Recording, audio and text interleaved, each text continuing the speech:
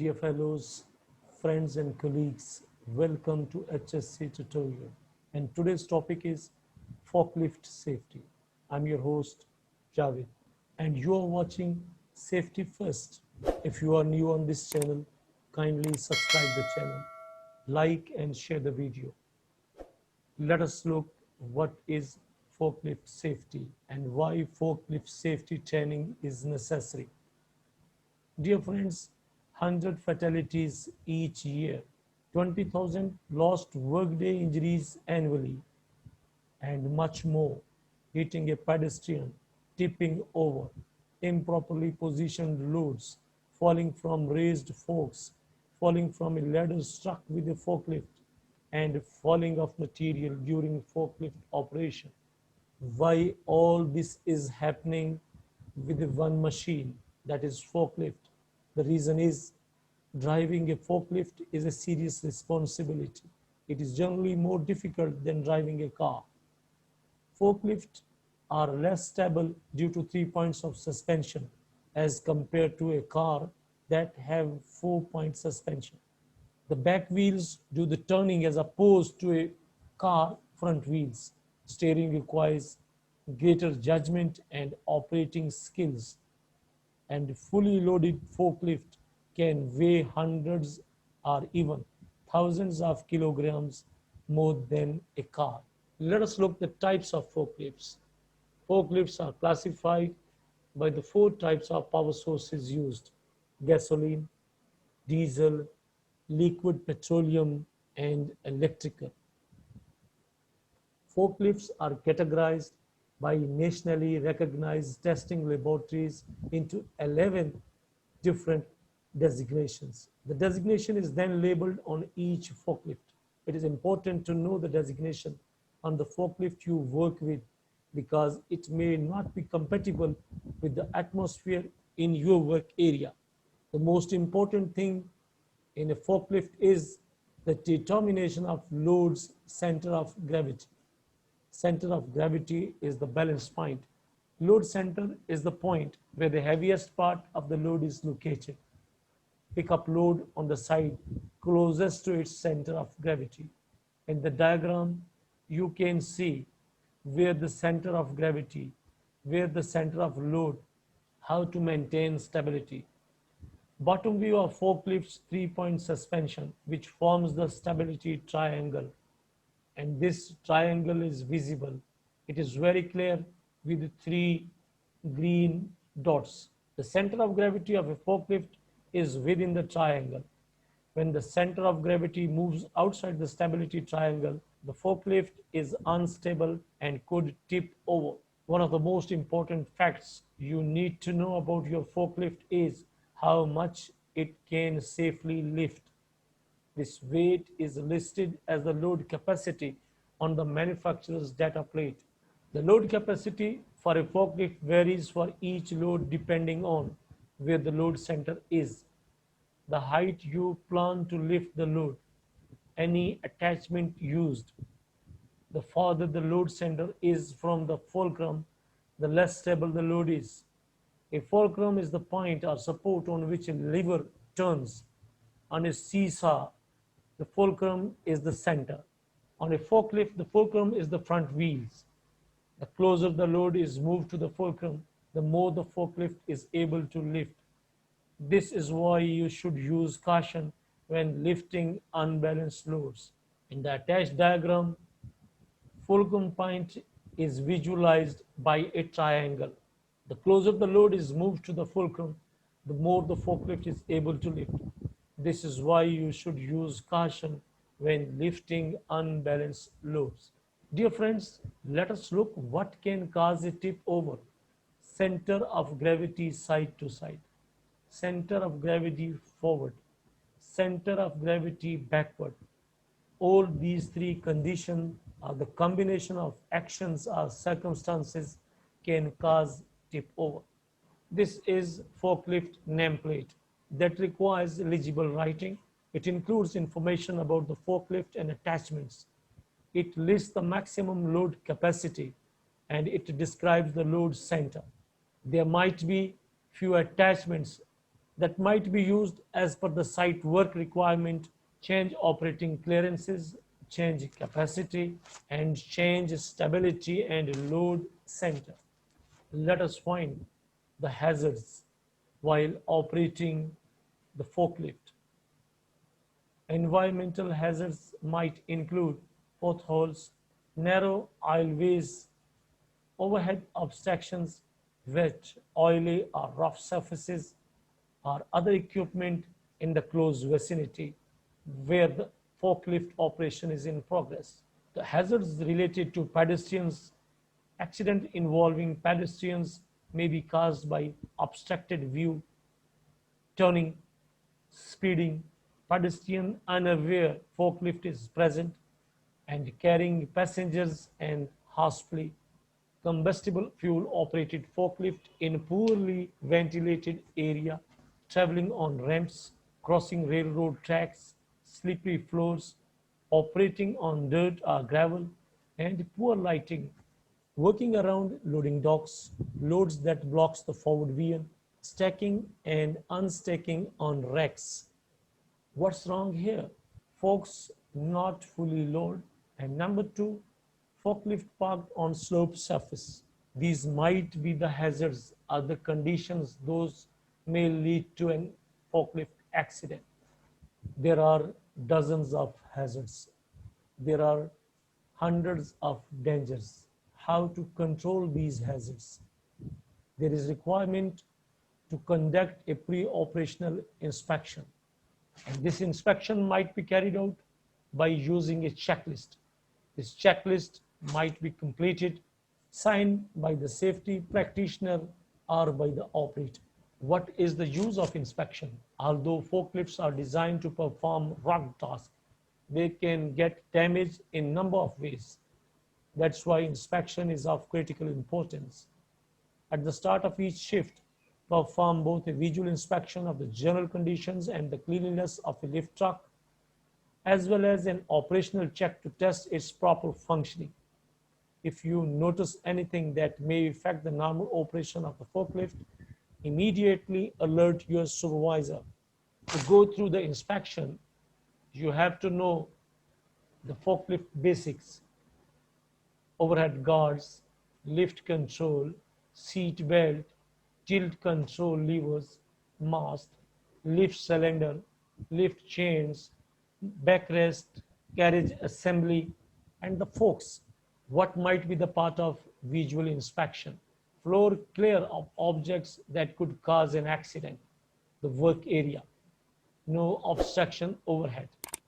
Note any nearby objects to avoid as you drive away. Fire extinguisher present and charged. Engine oil level, fuel level, radiator water level. Battery fully charged and securely in place. Cables for exposed wires. Battery plug connections not loose, worn or dirty. Vent caps not clogged. Electrolyte level in cells. Bolts, nuts, guards, chains, or hydraulic hose reels not damaged, missing, or loose. Wheels and tires not worn or damaged. Forks not bent or cracked. Chain anchor pins not worn, loose, or bent. And no damp spots or drips that may indicate a leak. These all points are the part of visual inspection that should be done carefully and very seriously. Let us look what is the requirement for forklift operational inspection. Horn working and loud enough to hear in working environment. Other warning devices as well must be operational. Floor brake, pedal holds, unit stops smoothly. Parking brake holds against slight acceleration. Dead man seat brake holds when operator rises from seat. Clutch and gear shift shifts smoothly with no jumping or jerking. Dash control panel, all lights and gauges operational. Steering moves smoothly. Lift mechanism operates smoothly. Check by raising forks to maximum height, then lowering completely. Tilt mechanism moves smoothly, holds, Check for tilting mast all the way forward and backward. Cylinders and hoses not leaking after above checks. No unusual sounds. Only the competent, qualified, and experienced people are permitted to service and maintain forklift trucks. No one must ride or operate a forklift truck except for a trained forklift operator who is able to maintain control of the forklift and operate it smoothly when stopping, starting, lifting, or tilting. A forklift operator must have valid license to operate that machine. Forklift must have insurance inspection card, a regulatory requirement, third-party safety inspection certificate, and operator with third-party competency certificate. Other than this, any other attachment must have load tested certificate that need to be attached sometimes as an attachment. Dear fellows, while a operator going inside the operator's cabin, make no moving checks, gauges, lights, horns, backup alarms, warning light, tilt and lift mechanism, and parking brake. Make moving checks, seat belt, running brakes, and steering. Look for oil or water leaks on the floor. While operating a forklift, authorized operators only. Quickly report accidents. Always wear seat belts. No person under the forks. Operate controls only from driver's seat and never block exits or emergency equipment. Let us look what is tip over safety procedure. Always wear your seat belt. Hold onto the steering wheel. Brace your feet and lean away from the fall. Dear friends, let us discuss control measures. Those are required while traveling. Keep your hands, arms, head, feet, and legs inside the forklift. Travel with forks as low as possible from the floor and tilt it back. Obey posted traffic signs. Decrease speed at corners. Sound horn and watch the swing of both the rear of the lift truck and the load. Avoid sudden stops. If the load blocks your vision, travel slowly in reverse. Always look in the direction of travel. Keep an eye out for oil spots, wet spots, loose objects, holes, rough surfaces, people, and vehicles on the floor or roadways. To ensure the safety of others, know the blind spots of the lift truck with and without a load. When anyone crosses the route being traveled, stop the forklift truck, lower the load to the floor, and wait until passage is clear.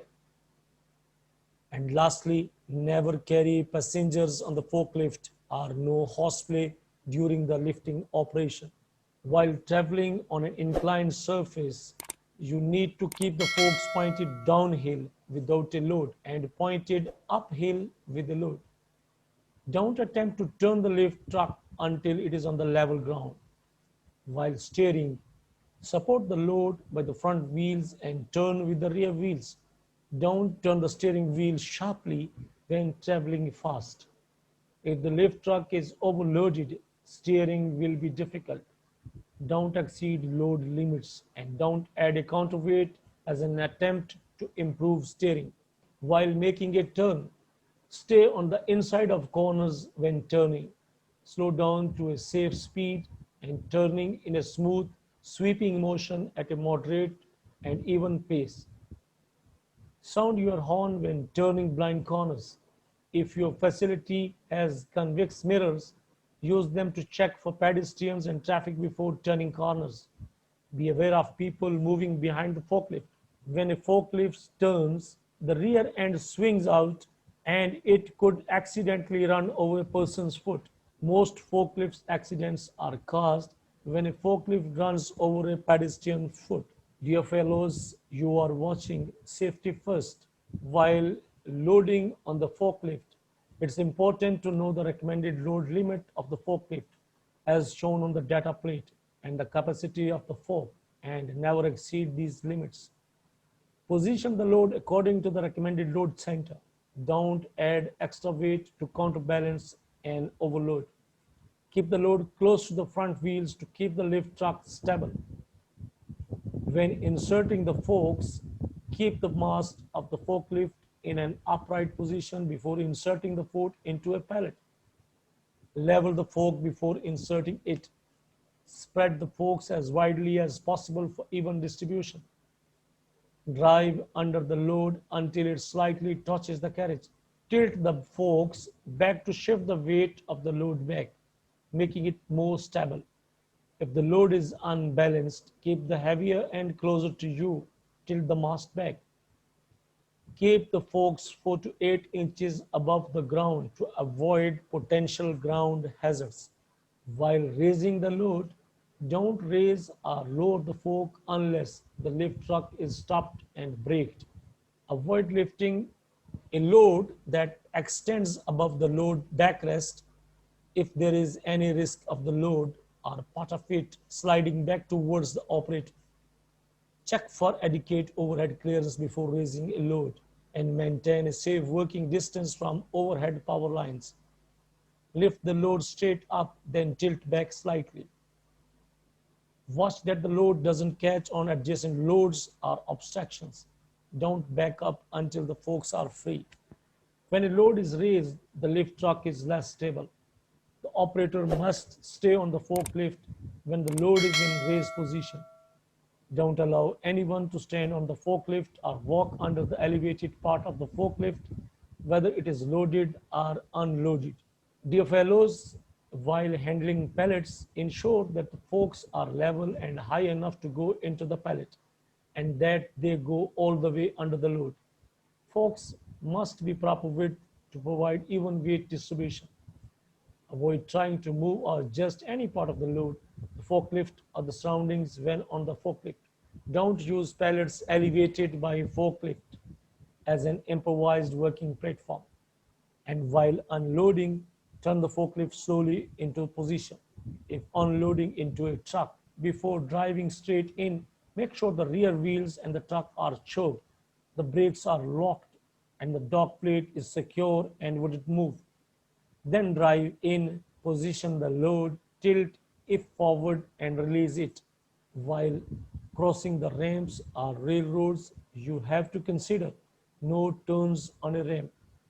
Load facing upgrade. Go slowly, cross railroad tracks diagonally, and never park within 8 feet of the center of railroad tracks. While entering in the docks, inspect the dock plate and check that the dock plate is secure before driving over it. Check the trailer floor condition. Make sure trailer wheels are choked. Ensure that the nose of the trailer is supported. Make sure docks are clear of any obstructions and are not oily or wet. Don't exceed the rated weight capacity of the dock. Don't make any unnecessary movements on the dock and travel slowly in and out. While battery charging, only trained, authorized personnel working in designated areas can handle battery changing operation. Ignition sources must be kept away at all times. Use only insulated tools when handling batteries. Turn off the ignition before attempting to change the battery. Charge batteries only in protected areas with ventilation. Inspect battery connectors for damage. No smoking. The area must be equipped with a means of flushing or neutralizing any spilled electrolyte and immediately clean up electrolyte spills. And lastly, wear personal protective equipment as per the site and the project requirement. While parking a forklift, park only in an approved location. When leaving the forklift unattended, secure it by setting the brakes, lowering the forks or load to the floor, neutralizing the controls, and turning off the motor switch and remove key. Forklift will be considered unattended if the driver is away by more than 25 feet. And don't block aisles, doors, routes, exits, electrical panels, or fire extinguishers while parking. While refueling the forklift, only trained personnel should refuel forklifts. Refueling areas should be appropriate, fire warnings, and emergency equipment available. turn off forklift and set brakes and never smoke around the forklift and start fueling and clean up spills quickly. Dear friends, fellows, and colleagues, facility hazards include pedestrians, environmental conditions, and loading, unloading, battery charging, entering in the docks, taking the loads, taking the pallets, lifting and shifting the material, and traveling, whatever. All need to be considered at all times by the operatives and the supervisors. Those are responsible for the safety of forklift. Position loads close to vertical backrest. Always conduct and document a pre-operational inspection. Follow the safety operating rules of the road and always refuel, recharge in ventilated areas and wear proper personal protective equipment by the forklift operator. Training session is over now. If you have any question, please ask in the comment section down below. Thanks for watching and don't forget to like and share. Hope to see you soon with a new HSC tutorial. Till then, good luck and Allah Hafiz.